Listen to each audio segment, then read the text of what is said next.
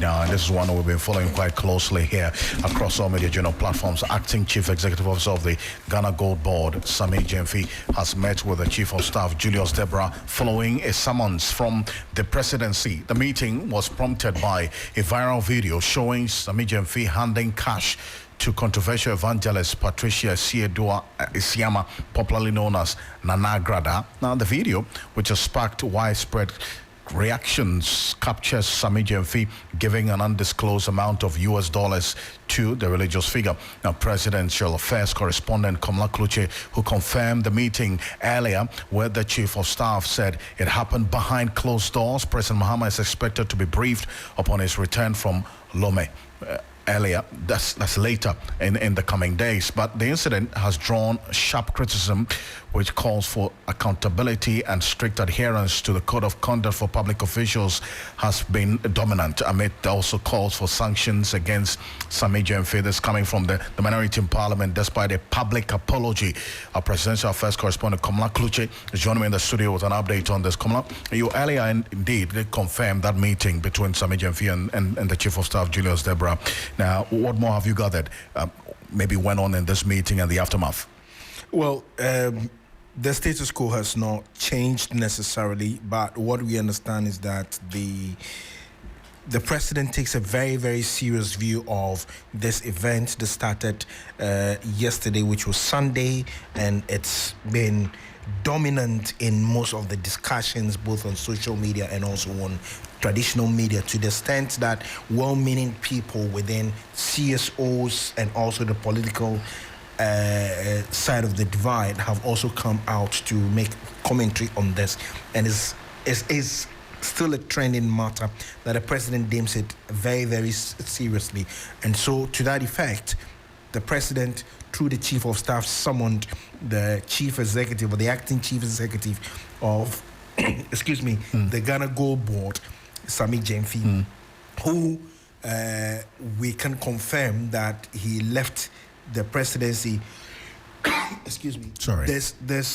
this morning at about just minutes after 11. He left he was there early on, but left around 11. Very early in the morning, the chief of staff summoned him. It tells you the government of how the presidency takes this whole issue seriously, and so some level of discussion and many can equally quality query of the sort has gone on, and the chief of staff is demanding nothing else apart from answers.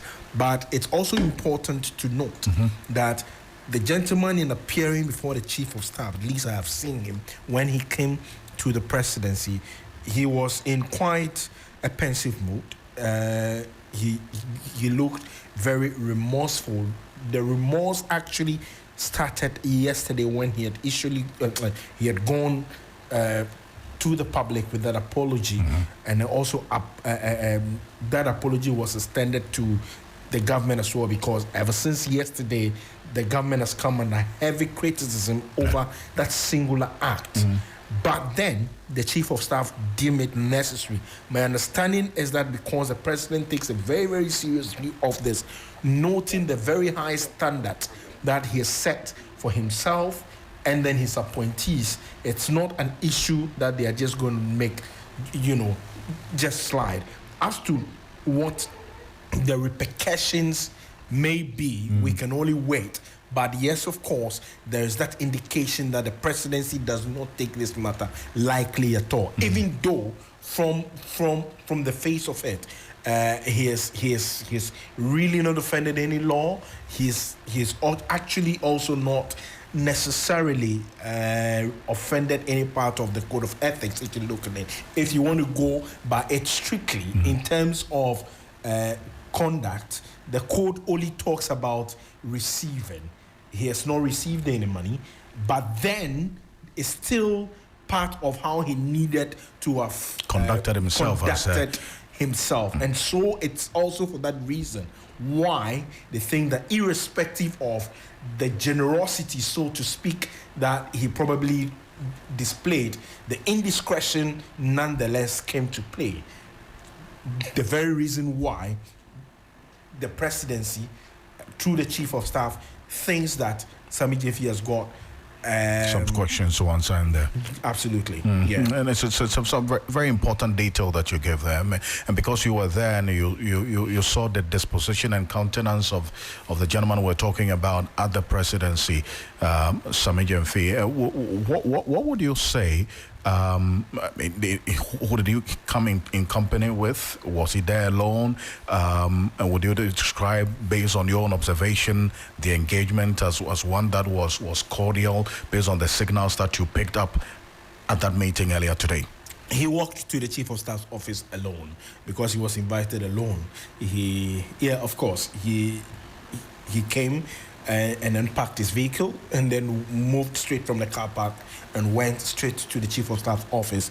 And that meeting was not in the full glare of the media, even though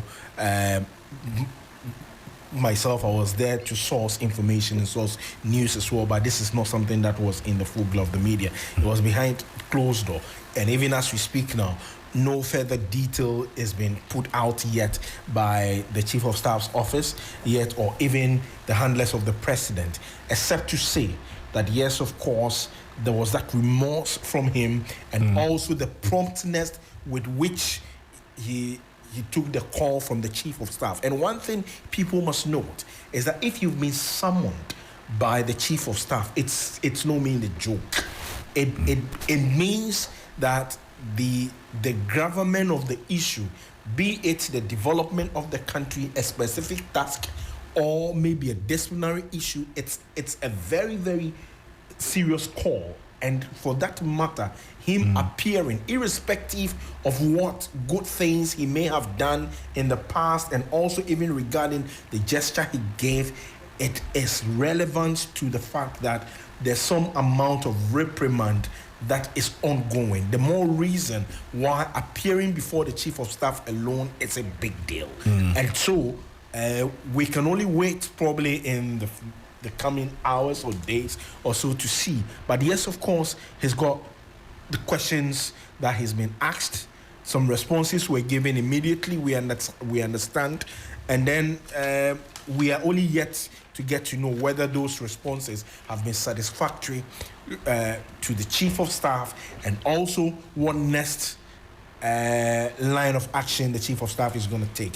Whatever the repercussions may be, we are not aware yet, but definitely we do understand that some amount of communication from the office of the president or the Chief of Staff would come to the public, because yes, of course, the presidency wants some level of transparency. It's not a matter they are going to sweep under the carpet. The assurance from our sources is that, yes, of course, because of the level of interest in the matter, and also the high standard that the president has set, this is an issue that the president will come back, or the Chief of Staff will come back to the public with.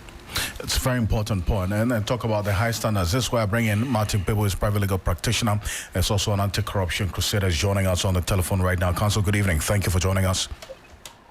Yes, good evening, Mr. Ocansey. And looking at how the issues have played out, right from Saturday when this video surfaced and it's gone viral since, SAMMY GYAMFI'S apology and the aftermath, and then also this morning the summons by the Chief of Staff, and as our Presidential Affairs Correspondent has clearly indicated the seriousness that government, the entire government machinery, as a matter of fact the presidency, is attaching to tackling this matter. How does all of this strike you? Well, so it tells you that our governance and issues of accountability have been raised at least a notch higher. Yes, because I say so because, look, I mean, just a few months ago in the previous administration, with saying opulent birthday parties, etc., that did not attract the attention of the Chief of Staff. So for what looks like a few $1,000 to, generate such a lot of public interest and furore, it tells you that our people are now more engaged, and that our democracy is certainly, benefiting from it. It means that, Ghanaians are watching everything, because to be honest with you, I'm also learning from this incident. I'm also learning from it because ordinarily, if people hadn't reacted like this, I would have said, oh, this is normal, especially knowing that I'd heard a few things about SAMMY GYAMFI, that he had been doing private business and he's taken to giving. He likes to give people, the underprivileged, etc. I've heard a few people who have said that he paid their school fees for them, he paid school fees for classmates, etc. So because of that background, I didn't, take it serious. But from the public reactions, I've learned a lot. Meaning that for Ghanaians, this will not be accepted. Even if you have your private money, Ghanaians would not allow you to show such, opulence in public. That's the whole thing. So it means that don't be caught. Yes, you can give a lot of money in private, but once it's on the camera, it means that Ghanaians are saying no, they would not allow it. And as you said, democracy is crowd, this is wisdom. So once the majority of the people are uncomfortable and are upset, it tells you that we should learn something from it. Because I asked myself, so what's the difference? The difference is that it's on camera, but in private, you can give 10 times, 1,000 times that. It's not a problem. But the moment it is seen on camera, and especially it is US dollars, then it means that it's a problem. So I'm also learning from it because this is something that can happen to anybody. So we are all learning, actually. And you make the point about what he is known for privately, and that has been corroborated by many. But also the when you flip that coin around, now he's an officer in a public office, serving at the behest of the people. And so the dictates and demands of that office would certainly have to guide his private, benevolence, is it not? Absolutely. There's no doubt at all about it. There's no doubt, yes, because now the game has changed. He's a public officer. So it means that everything he does, at least things that he's doing on camera, of course, he may not have been aware that it's on camera, but, well, it's happened.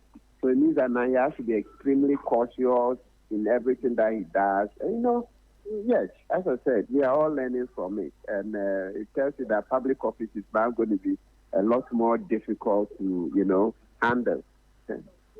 But there's been proposals that government must restrict public gift giving by political appointees to strengthen the fight against corruption, because just for the optics as well in the fight against corruption, this certainly cannot be a good one, isn't it? Yeah.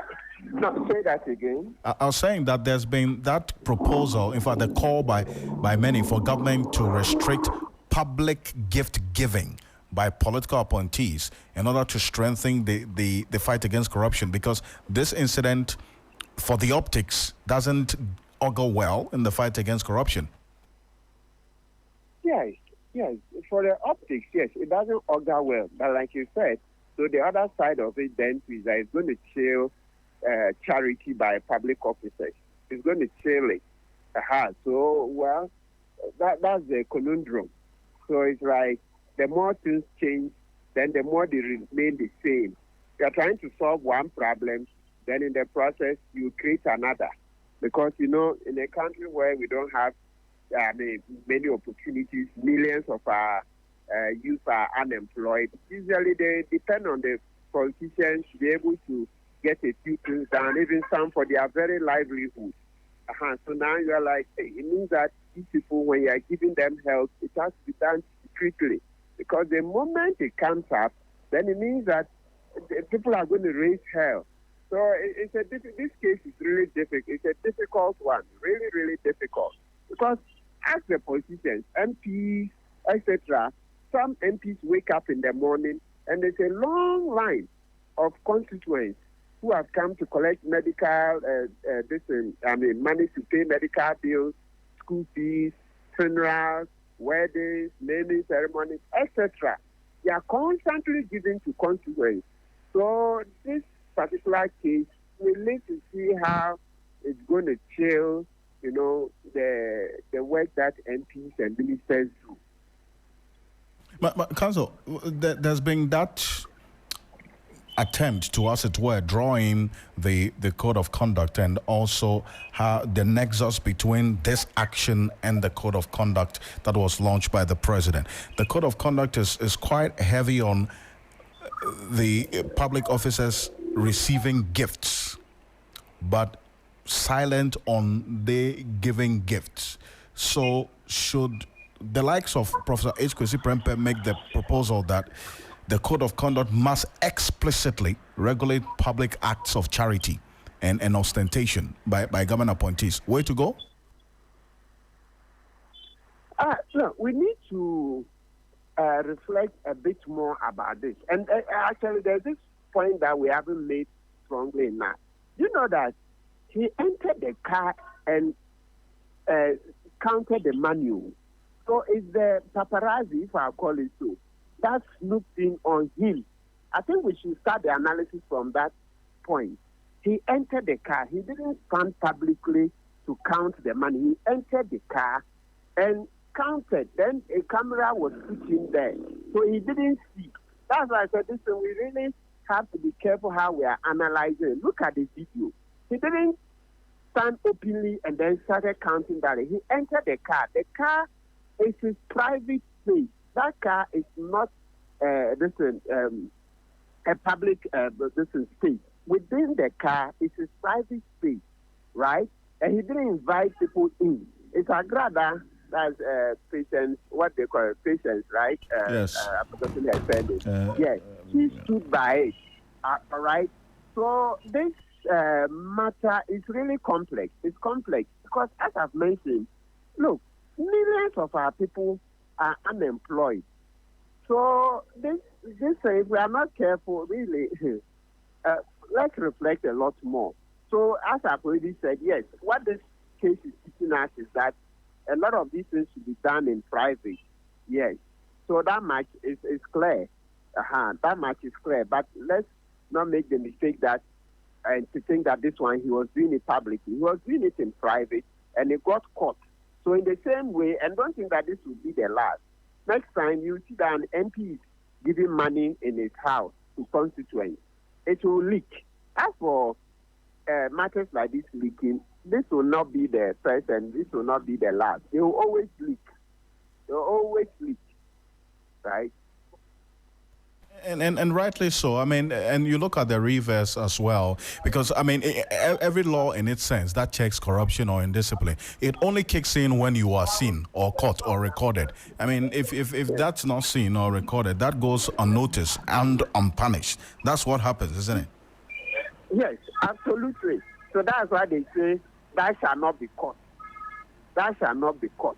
This matter, you see, the other side too that we cannot run away from is analyzing it. You see that the MPP was badly humiliated in the last election. So any small matter they see, it's in their interest to blow it up. And sometimes even out of proportion. Very eager to equalize. Yes, there's also that huge element we cannot run away from. So that they listen, then it should become a public scandal. Some have even tried to draw parallels between this one and yes, and that of Cecilia Adapa. I'm sure you've heard that. How can you compare this one to Cecilia Adapa's matter? Cecilia Adapa's matter, she was given two opportunities. She couldn't explain the source of the money. 2 times she went to OSC, her stories didn't check out. Oh, it's a cosmetic business. 2 times, named 2 cosmetic businesses. It turned out the businesses are not owned by her. The next time she said part of the money belonged to her deceased brother. Then the widow sought to sue her. So she came and changed that story. So comedy of errors. How can you compare that to this a few thousand dollars? It's really difficult. So a huge part of this case is an attempt to equalize for the other case. A huge part of this. Because as I mentioned, MPs pay fees, not only MPs, ministers. They are often in the business of paying fees, the other bills for constituents. So this case, let's be careful how we analyze it. If not, we are going to cause more problems than they even existed. So the cure should not be worse than the disease. the cure should not be worse than the disease. I can say, because now you're going to say that even when an MP is paying school fees, even when an MP is doing other things for constituents, they have to be careful that tomorrow somebody will go and say that, oh, this is opulent. But you also look at the flip as to if SAMMY GYAMFI, as we saw in the video, just had decided that, you know what, I mean, I don't have any business doing with this person, especially because of her own comments politically as well, snaps her and then gets into his vehicle, drives off as well. How about that scenario? No, so I didn't hear the first part of the question. Because of the analysis that you bring in about how this would could impact on benevolence. This is why there are others who have also asked a question about whether he, on the flip side, did not entertain this person and decided that even upon beckoning and, quote, harassing him to give her money, had decided to rather exercise same discretion, sit in his vehicle and drive off. Look, they say I don't buy into that. I don't think I have enough facts to side with those people saying that it's an act of indiscretion. No. Let's be very objective. Let's not say things today that tomorrow we can't defend. Now let's go into the specifics. One, as I've mentioned, was it done in public? It was done in the car. It's somebody who put, what do you call it, a camera in there that he didn't see. Obviously, if SAMMY GYAMFI had seen it, he would have stopped it. So look at it. It wasn't done openly. It was done in the car with Agrada partly covering SAMMY GYAMFI, right? And then somebody put a camera in there. Now, two, Agrada is said that she even gave her hotel to the NDC to use for what? Some number of days that was free. And so sometimes somebody gives you, it's normal in life, somebody gives you a gift today. If tomorrow he sees that you are in a better position to be able to pay for it, sometimes people ask, I mean, even if they are not asking to be paid for it, they'll say, oh, you remember when you were in Dye Street, I helped you. And that you are also in you are in France, you are in a better position. Oh, maybe you can give me something. It happens all the time in life, right? So it's difficult to call this indiscretion.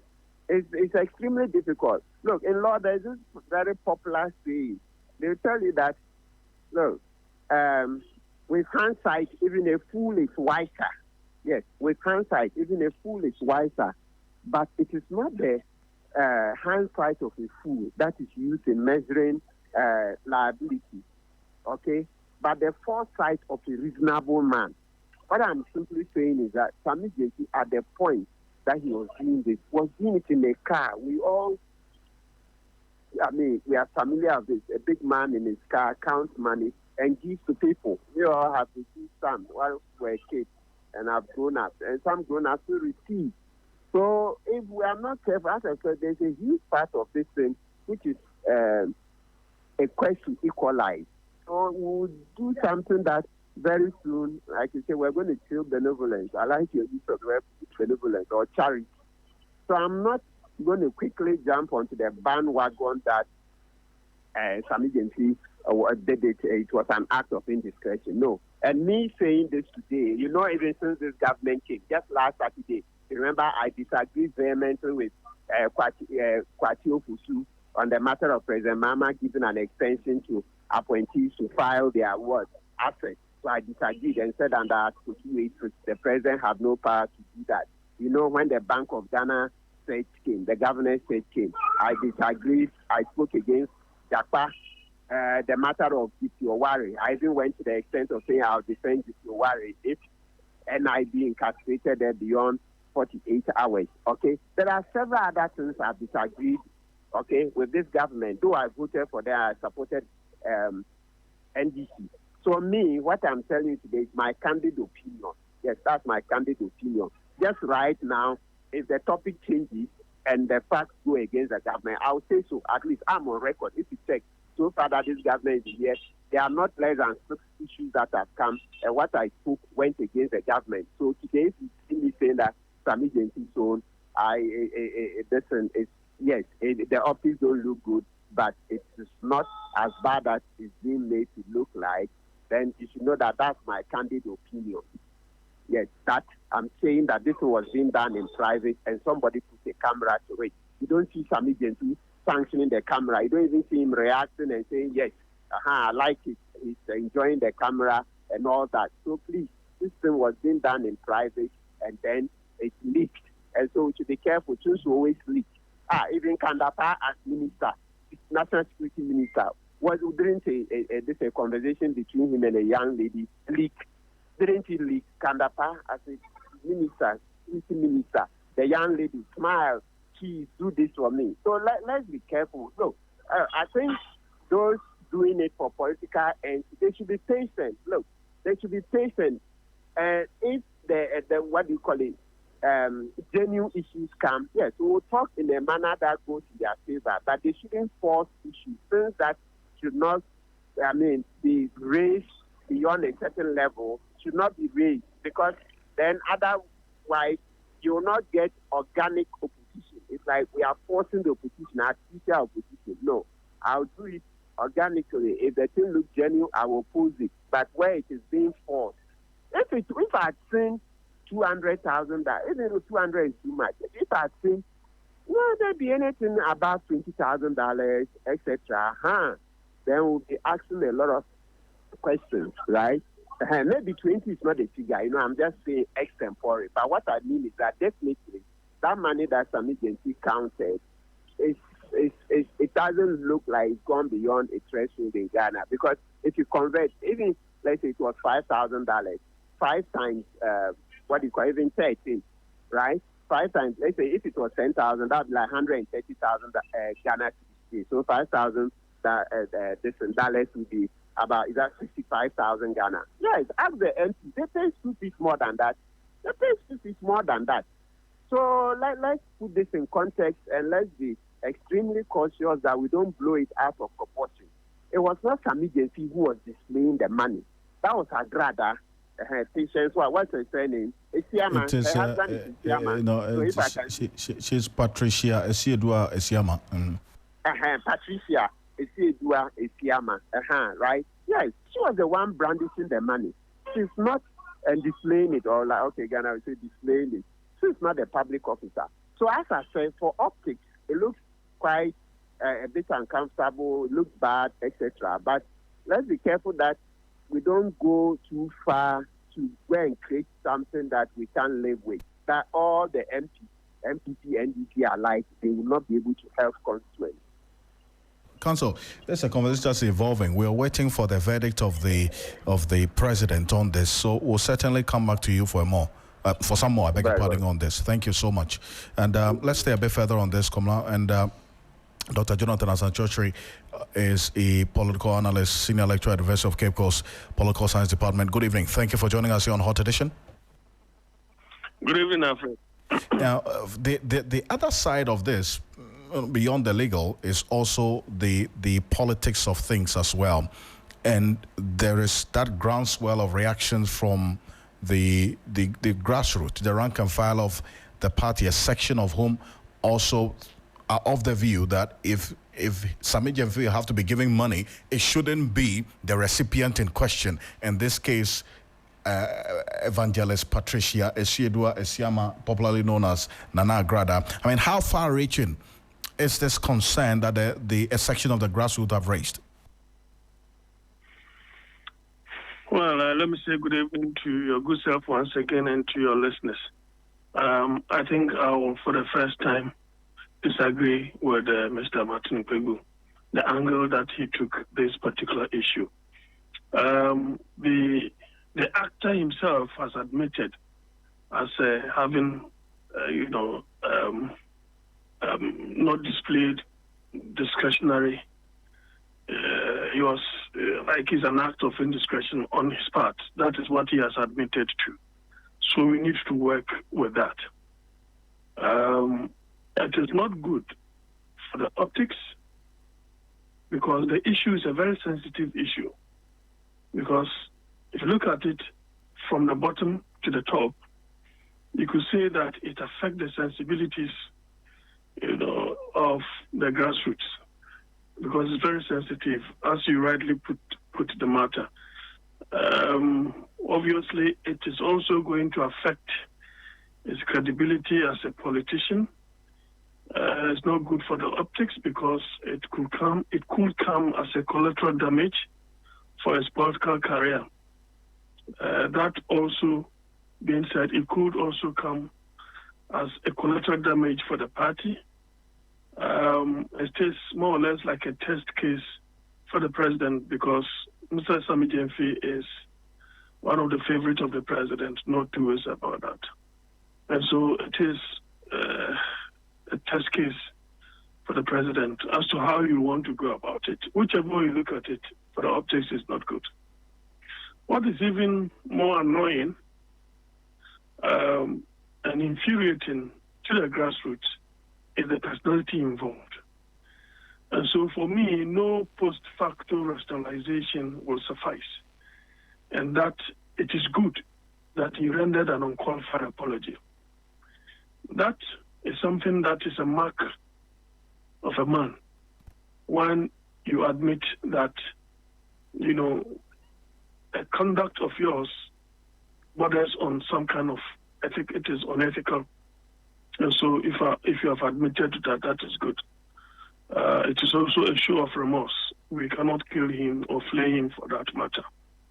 But that being said, I think that he will have to purge himself profusely before the grassroots, purge himself before the categories of appointees who fall within his age bracket, because there were people who suggested to the president that, look, almost about 70% of your appointees are within the ages of 30 and less than 50.